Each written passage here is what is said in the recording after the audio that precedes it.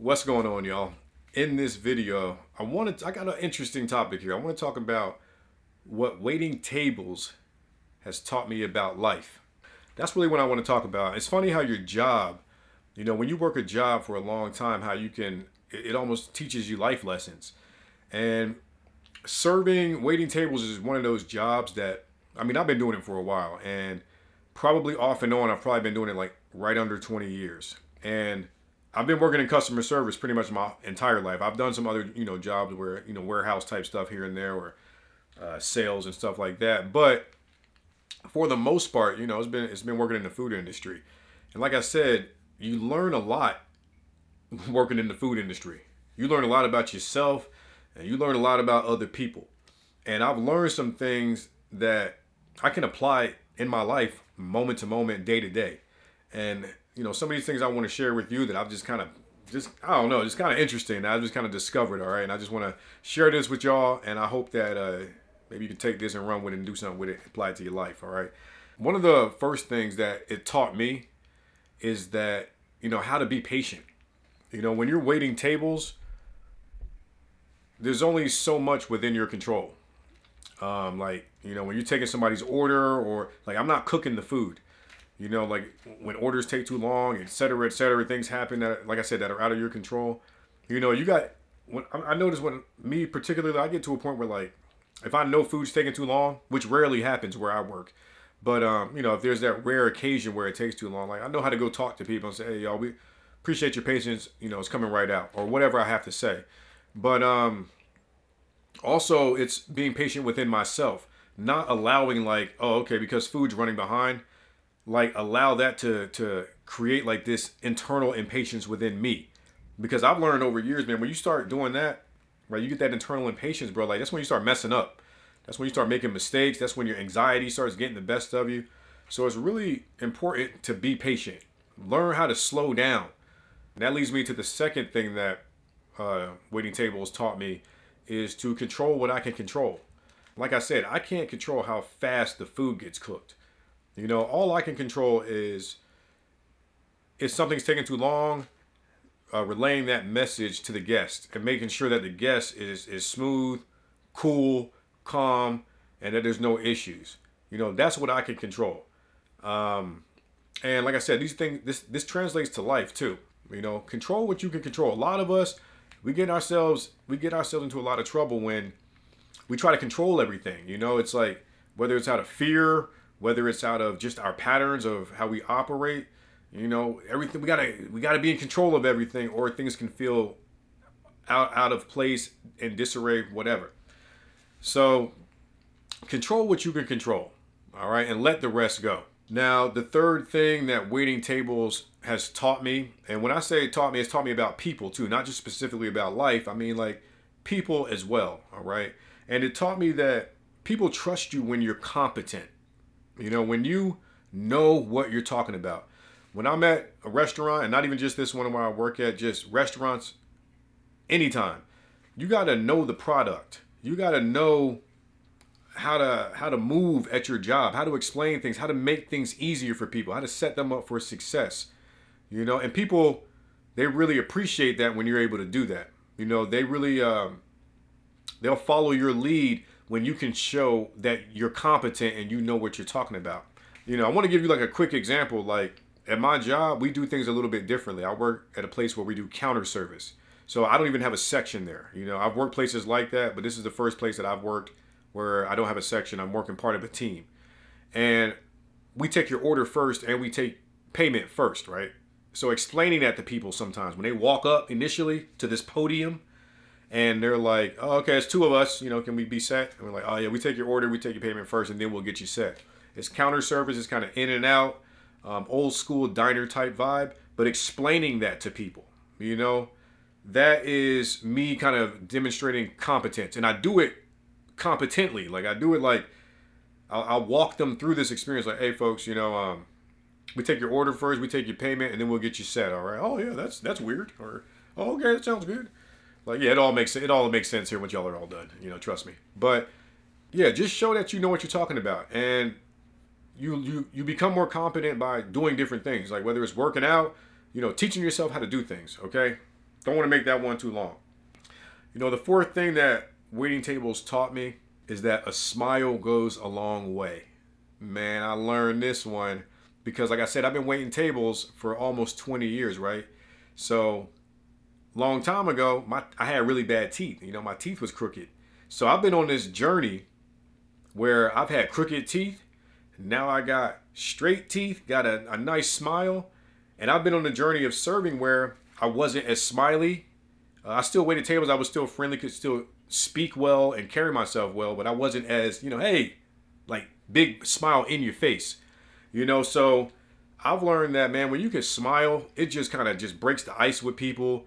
It lights them up. Sometimes I'll smile at people and just watch their eyebrows raise up. Hey, how you doing? Like you make people perk up in a way, and it can really set the tone and set the mood.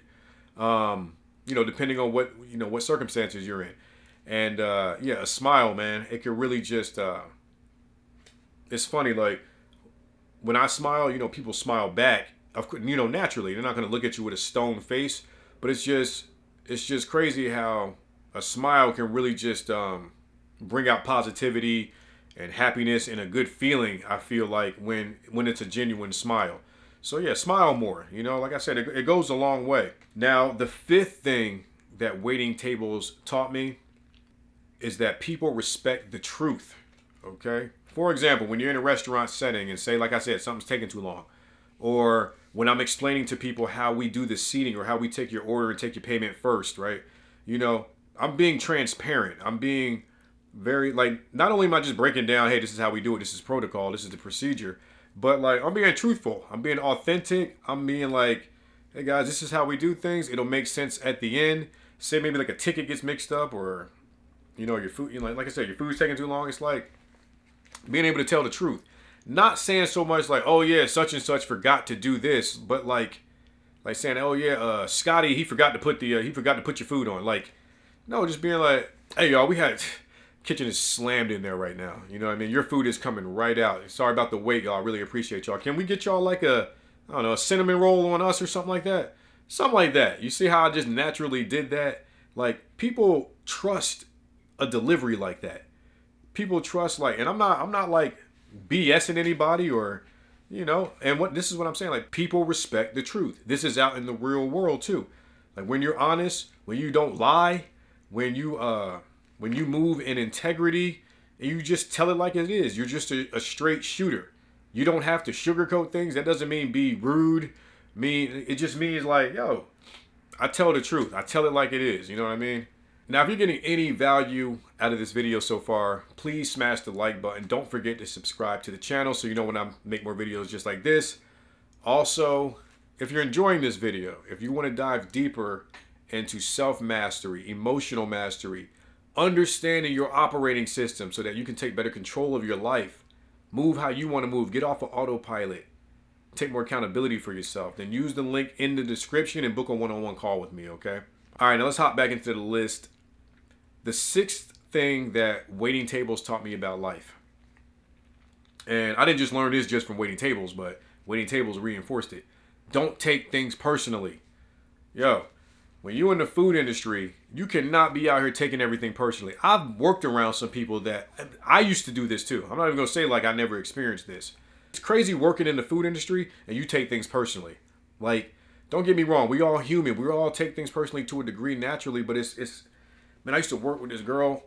Man, she was a younger girl too. Like you could tell she hadn't really been in the industry that long. And it seemed like every table was bothering her. Not making her angry, but making her sad and making her cry and having to go to the back in the kitchen and just let it all out.